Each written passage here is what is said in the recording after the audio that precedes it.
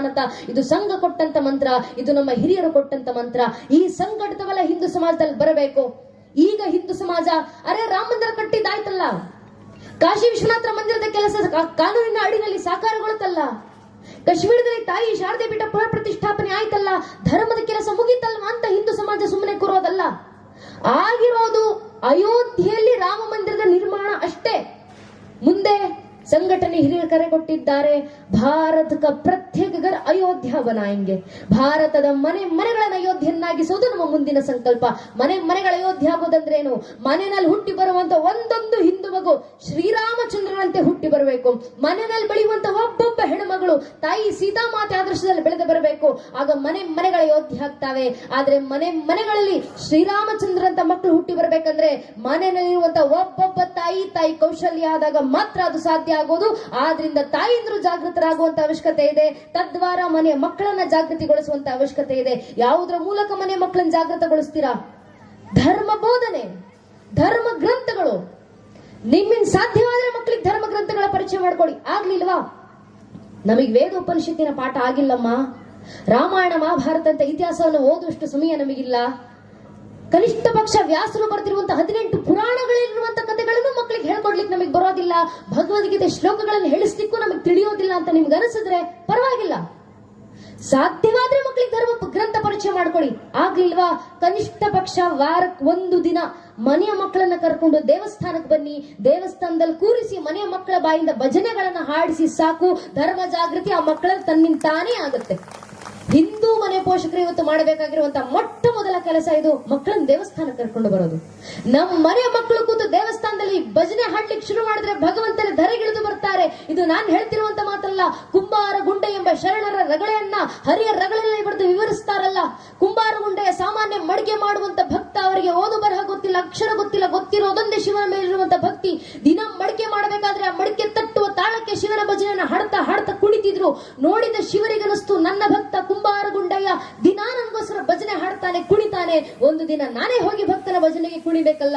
ಶಿವರಿಗೆ ಮನಸ್ಸಾಯ್ತು. ಆದ್ರೆ ಶಿವ ನೃತ್ಯ ಮಾಡ್ಬೇಕಂದ್ರೆ ಇಷ್ಟು ರಂಗವೇದಿಕೆ ಸಾಲೋದಿಲ್ಲವಲ್ಲ.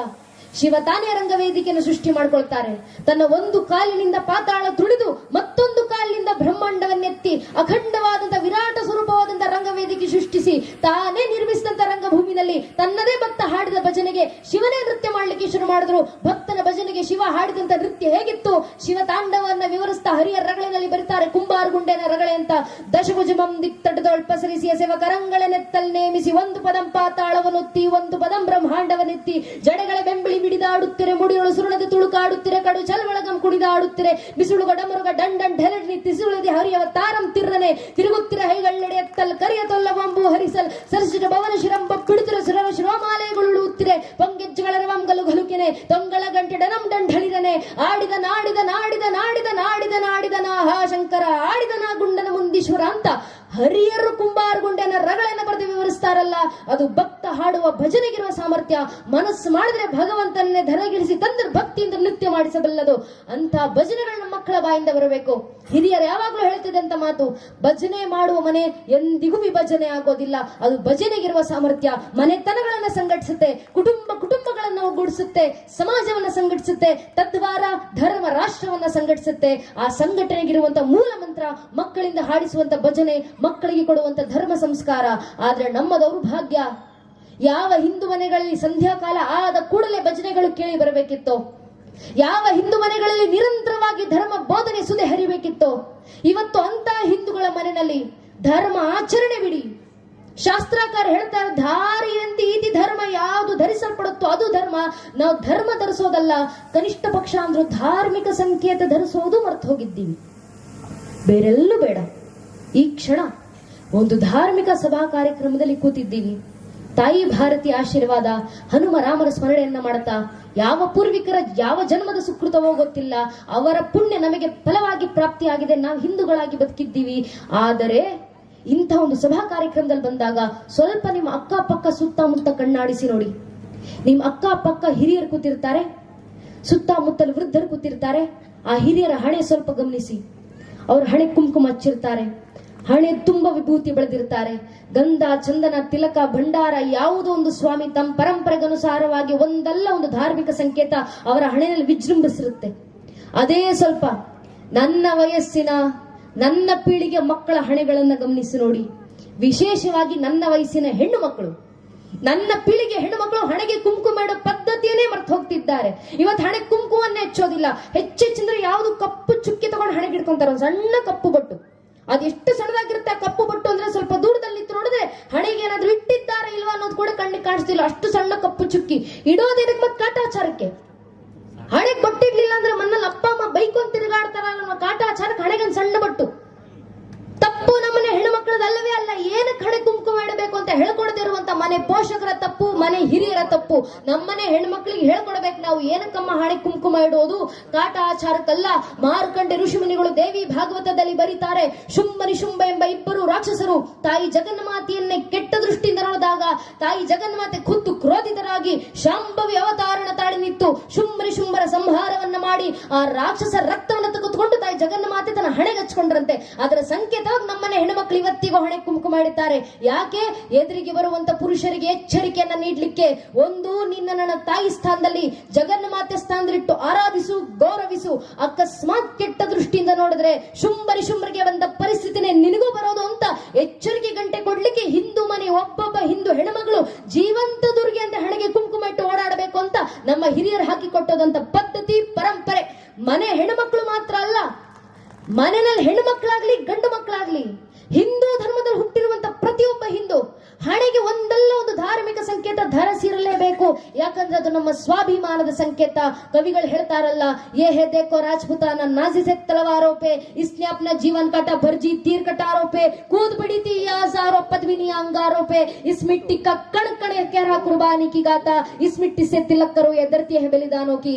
ಅರ್ಥಾತ್ ನಮ್ಮ ಮೇಲಾದಂತ ಸಾವಿರಾರು ವರ್ಷಗಳ ದಾಳಿಗಳ ನಂತರವೂ, ನೂರಾರು ಜನಾಂಗಗಳ ಆಕ್ರಮಣಗಳ ನಂತರವೂ, ಅಸಂಖ್ಯ ಕಷ್ಟ ನಷ್ಟಗಳ ನಡುವೆಯೂ ಇವತ್ತಿಗೂ ತಲೆ ಎತ್ತಿ ತನವೆತ್ತಿ ನಿಂತಿರುವಂತ, ಮೃತ್ಯುವನ್ನು ಮಣಿಸಿ ಬದುಕ್ತಿರುವಂತ ಮೃತ್ಯುಂಜಯ ಸನಾತನ ಹಿಂದೂ ಧರ್ಮದ ಪರಂಪರೆಯ ವಾಸುದಾರನಾಗಿ ನಾನೊಬ್ಬ ಹಿಂದೂ ಇವತ್ತಿಗೂ ಜಗತ್ತಿನಲ್ಲಿ ಜೀವಂತ ಇದ್ದೀನಿ ಅಂತ ಜಗತ್ತಿನ ಮುಂದೆ ಸಾರಿ ಸಾರಿ ಹೇಳ್ಕೊಳ್ಳಿಕ್ಕಿರುವಂತ ಒಂದು ಧಾರ್ಮಿಕ ಸಂಕೇತ, ಹಣೆಗಚ್ಚುವಂತಹ ಸ್ವಾಭಿಮಾನದ ಸಂಕೇತ. ಆ ಧಾರ್ಮಿಕ ಸಂಕೇತ ಪ್ರತಿಯೊಬ್ಬ ಹಿಂದೂ ಧರಿಸಲೇಬೇಕು. ಇದು ನಮ್ಮ ಸ್ವಾಭಿಮಾನ. ಆದ್ರೆ ಹಿಂದೂ ಮನೆ ಪೋಷಕರಲ್ಲೇ ಪ್ರಶ್ನೆ, ನಮ್ಮ ಮಕ್ಕಳಿಗೆ ಯಾಕೆ ಇದನ್ನೆಲ್ಲ ಹೇಳ್ಕೊಡ್ಬೇಕು ನಾವು? ನಮ್ಮ ಮಕ್ಳು ಯಾಕೆ ಭಜನೆ ಹಾಡಬೇಕು? ನಮ್ಮ ಮಕ್ಳು ಯಾಕೆ ದೇವಸ್ಥಾನಕ್ಕೆ ಬರಬೇಕು? ನಮ್ಮ ಮಕ್ಕಳನ್ನ ಕಾನ್ವೆಂಟಿಗೆ ಕಳಿಸ್ತೀವಿ, ನಾವು ಲಕ್ಷ ಲಕ್ಷ ಫೀಸ್ ಕಟ್ತೀವಿ. ನಮ್ಮ ಮಕ್ಕಳು ಚೆನ್ನಾಗಿ ಇಂಗ್ಲಿಷ್ ನಲ್ಲಿ ಮಾತಾಡಿದ್ರೆ ಸಾಕಪ್ಪ, ನಮ್ಗೆ 40-50 ಸಾವಿರ ಸಂಬಳ ತಗೊಂಡು ಜೀವನದಲ್ಲಿ ಸೆಟ್ಲ್ ಆದ್ರೆ ಸಾಕಲ್ಲ. ಇದನ್ನ ಮೀರಿ ಇನ್ನೇನಿದೆ? ದೇಶ ಧರ್ಮ ಕಟ್ಕೊಂಡು ನಮ್ಮ ಮಕ್ಕಳಿಗೆ ಏನ್ ಲಾಭ? ಹಿಂದೂ ಮನೆಯ ಪೋಷಕರದ್ದೇ ಪ್ರಶ್ನೆ. ಮನೆಯ ಮಕ್ಕಳಿಗೆ ಯಾಕೆ ಧರ್ಮ ಸಂಸ್ಕಾರ ಕೊಡಬೇಕು ಅಂದ್ರೆ ದೇಶ ರಕ್ಷಣೆಗಲ್ಲ ಸ್ವಾಮಿ, ಧರ್ಮ ರಕ್ಷಣೆಗೂ ಅಲ್ಲ, ಕನಿಷ್ಠ ಪಕ್ಷ ಸ್ವಾರ್ಥಕ್ಕೋಸ್ಕರ. ನಮ್ಮದೇ ಕರ್ನಾಟಕದ ಬೆಳಗಾವಿ ಜಿಲ್ಲೆಯಲ್ಲಿ ಒಂದು ಆಸ್ಪತ್ರೆಯಲ್ಲಿ ವೃದ್ಧರೊಬ್ರು ತೀರಿಕೊಂಡಿದ್ದಾಗ ಆಸ್ಪತ್ರೆಯವರೆಲ್ಲ ಪೊಲೀಸರಿಗೆ ಫೋನ್ ಮಾಡಿದ್ರು, ನಮ್ಮ ಆಸ್ಪತ್ರೆಯಲ್ಲಿ ವೃದ್ಧರೊಬ್ರು ತೀರಿಕೊಂಡಿದ್ದಾರೆ ಸರ್, ಇಷ್ಟು ದಿನ ಅವರನ್ನ ನೋಡ್ಕೊಂತಿದ್ದಂತ ಹುಡುಗ ಪರಾರಿಯಾಗಿದ್ದಾನೆ, ಫೋನ್ ಮಾಡಿದ್ರೆ ಫೋನ್ ಎತ್ತಿತಲ್ಲ, ಏನ್ ಮಾಡಬೇಕು ಬಂದು ನೋಡಿ ಅಂತ ಆರಕ್ಷಕರಲ್ಲಿ ಆಸ್ಪತ್ರೆಗೆ ಧಾವಿಸಿ ಬಂದ್ರು. ಆ ವೃದ್ಧರ ಡಾಕ್ಯುಮೆಂಟ್ಸ್ ಏನಿದೆ ಆಸ್ಪತ್ರೆಯವರ ಹತ್ರ ಎಲ್ಲ ತೆಗೆಸಿದ್ರು. ಅವ್ರ ಅಡ್ರೆಸ್ ಉಟ್ಕೊಂಡು ಅಕ್ಕಪಕ್ಕದ ಮನೆಯವರ ಹತ್ರ ನಿಂತು ಕೇಳಿದ್ರು, ನಿಮ್ಮ ಪಕ್ಕದ ಮನೆಯವರಮ್ಮ ವೃದ್ಧರು ಆಸ್ಪತ್ರೆಯಲ್ಲಿ ತೀರಿಕೊಂಡಿದ್ದಾರೆ, ಅವ್ರಿಗೆ ಮಕ್ಕಳು ಮೊಮ್ಮಕ್ಕಳು ನೆಂಟಸ್ಥರು ಕುಟುಂಬಸ್ಥರು ಬಂಧು ಬಾಂಧವರು ಮನೆಯವರಂತನಾದ್ರೂ ಜಗತ್ನಲ್ಲಿ ಯಾರಾದ್ರೂ ಇದ್ರ? ಅಕ್ಕಪಕ್ಕದ ಮನೆಯವರು ಸಹಜವಾಗಿ ಉತ್ತರ ಕೊಟ್ರು, ಹೌದು ಸರ್, ಅವ್ರಿಗಿಬ್ರು ಮಕ್ಕಳಿದ್ದಾರೆ, ಒಬ್ಬ ಮಗ ಅಮೆರಿಕದಲ್ಲಿದ್ದಾನೆ, ಮತ್ತೊಬ್ಬ ಮಗಳು ಕೆನಡಾದಲ್ಲಿದ್ದಾಳೆ ಸರ್, ಇಬ್ರು ಮಕ್ಕಳು ವಿದೇಶ. ಸರಿ, ಇಬ್ರು ಮಕ್ಕಳು ಫೋನ್ ನಂಬರ್ ತೆಗೆಸ್ಕೊಂಡು ಪೊಲೀಸರು ಮಕ್ಕಳಿಗೆ ಫೋನ್ ಮಾಡಿ ವಿಷಯ ತಲುಪಿಸ್ತಾರೆ, ಭಾರತದಲ್ಲಿದ್ದಂತ ನಿಮ್ಮ ತಂದೆ ಆಸ್ಪತ್ರೆಗೆ ಅಡ್ಮಿಟ್ ಆಗಿದ್ರಮ್ಮ, ದುರಾದೃಷ್ಟವಶಾತ್ ತೀರ್ಕೊಂಡ್ರು, ದಯವಿಟ್ಟು ವಾಪಸ್ ಭಾರತಕ್ಕೆ ಬನ್ನಿ, ನಿಮ್ ತಂದೆ ಅಂತ್ಯ ಸಂಸ್ಕಾರ ಮುಗಿಸ್ಕೊಂಡು ಹೋಗಿ. ಮಗ ಅಮೆರಿಕ, ಮಗಳು ಕೆನಡಾ, ಇಬ್ಬರು ಮಕ್ಕಳು ಫೋನ್ ನಲ್ಲಿ ಪೊಲೀಸರಿಗೆ ವಾಪಸ್ ಉತ್ತರ ಕೊಡ್ತಾರೆ, ವಿದೇಶದಿಂದ ಭಾರತಕ್ಕೆ ಬರೋಷ್ಟು ಪುರುಸೊತ್ ನಮಗಿಲ್ಲ, ನಮ್ಮಪ್ಪನ ಶವ ತಗೊಂಡೋಗೆಲ್ಲಾದ್ರೂ ಬಿಸಾಡಿ ಅಂತ. ನಮ್ಮದೇ ಕರ್ನಾಟಕದ ಬೆಳಗಾವಿ ಜಿಲ್ಲೆಯಲ್ಲಿ ಕೆಲವು ಸಮಯದ ಹಿಂದೆ ನಡೆದಂತ ಘಟನೆ. ಯಾಕಿಂತ ಘಟನೆಗಳು ಸಮಾಜದಲ್ಲಿ ಘಟಿಸ್ತಿದ್ದಾವೆ? ಯಾಕಿಂತ ಸಂದರ್ಭಗಳು ಜಗತ್ತಿನ ನಿರ್ಮಾಣ ಆಗ್ತಿದ್ದಾವೆ? ಒಂದೇ ಒಂದು ಕಾರಣ, ಮನೆಯಲ್ಲಿ ಸಂಸ್ಕಾರದ ಕೊರತೆ.